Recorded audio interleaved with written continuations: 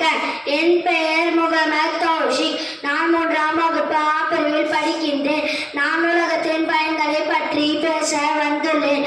அறிவை வளர்க்கும் நூல்கள் நிறைந்திருக்கும் இடத்தை நூலகம் என்கிறோம். நூலகம் அறிவின் ஊற்று. வீட்டிற்கு ஒரு நூலகம் அமைப்போம் என்றார் பெரியறிஞர் அண்ணா.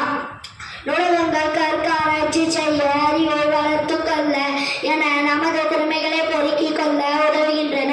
அரசு பொது நூலகங்கள், சிலருக்குரிய நூலகங்கள், நடமாடும் நூலகங்கள் என பலதரப்பட்ட நூலகங்கள் உள்ளன.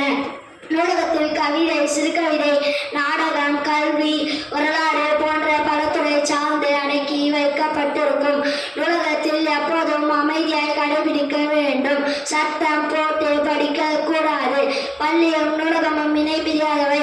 அதனால் தான் அனைத்து பள்ளியிலும் நூலகம் இடம்பெற்றுள்ளது. பாட அறிவோடு உலக அறிவை வளர்த்து கொள்ளவும், உலகில் உள்ள அனைத்து கலாச்சாரங்கள் பற்றி அறிந்து கொள்ளவும் நூலகங்கள் உதவுகின்றன.